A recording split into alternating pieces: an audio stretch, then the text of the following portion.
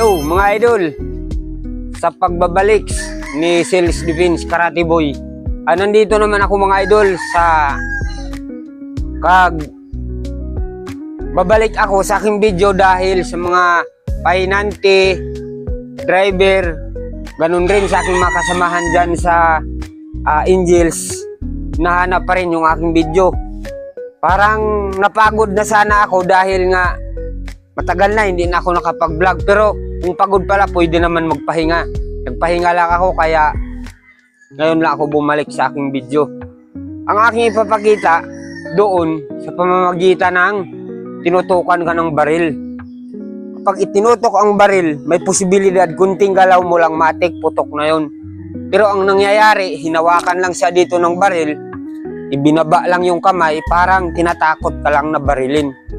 Pero pwede mo namang gawin kung nangyari man ang ganun, dapat yon ang dapat gagawin kung may plano ka lang mang kakasa doon sa kanyang parang pantatakot ng pangbaril, no? Kag shout out sa lahat ng aking video nga nanonood, kag shout out sa lahat ng mga subscriber ko, driver, ganun man sa taga Bikiri, ganun din sa taga Hotdog, ganun rin sa aking mga kasamahan, lahat ng aking mga subscriber, shout out sa inyo lahat. Ito yung ipapakita akong video dahil ito yung lagi hinahanap nyo ako lagi. Kag maraming salamat sa mga nagsishare ng aking video. Ganito yun mga idol, ang dapat natin gagawin kung hindi ka man lang itinutok yung baril nga nakababa lang. Okay mga idol, ganito yun. Nadung. Yan oh.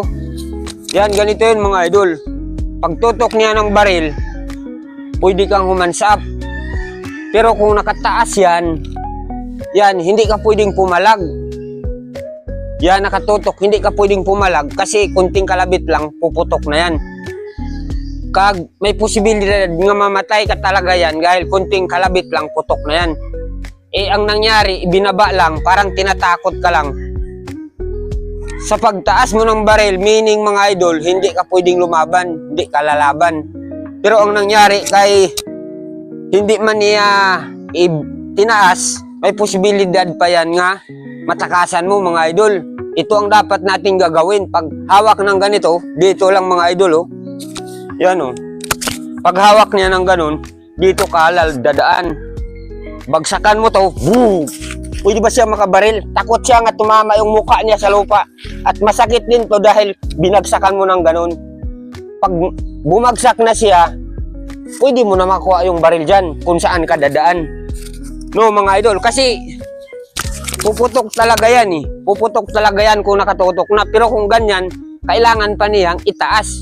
Kaya pag hawak niya ng ganun, sabayan mo lang, wag. Pak! Oh. Bagsak. Kasi pag hawak ng ganito, iikot mo lang, may posibilidad na iikot din siya para putukan ka. Para hindi siya makapaputok at mabilis ang pangyayari, dito mo siya dalhin. Ayan, mahirap man siya magdukot papunta sa akin kasi takot siya nga bumagsak yung mukha niya sa lupa. Dito yan, dalhin. Boom! Pag mababa na, pwede mo na siya maluhuran dito. Pwede mo siya maluhuran dito. Pero dito pa nga lang mga idol, may posibilidad nga pilay na to. Boom! Di ba? Okay. Mga idol, kitang-kita naman nyo yata yun dahil kaya nagawa ko rin to nga video dahil doon sa parang nag-viral yun eh. Yung nakamotor na nasagi lang. Nasagi lang, nagalit, bumunot ng baril, kumuha sa bag. Hindi naman itinutok. Nandyan lang sa baba. Parang tinatakot lang mga idol. Kaya yun ang dapat nating gagawin. Kag shout out pala dito sa aking mga kapitbahay ng mga nagpa-farm ng manok dahil may mga nag-subscribe rin pala nga hindi ko alam. Kag sa mga taga Bikiri may nag-subscribe din pero pangarap ko man daw. So mga kag lalo na sa aking mga baser, shout out din sa inyo. May nagsabi nga kaibangan lang daw yung mga ginagawa kong pagbablog. Baka naman daw sa personal mapahiya ako. Kailang mga idol, yung mangnanakaw nga, yun ang makakahiya. Ito, paghanap buhay lang tong sa akin. baka na lang may maaani ako sa aking pag-vlog. Okay?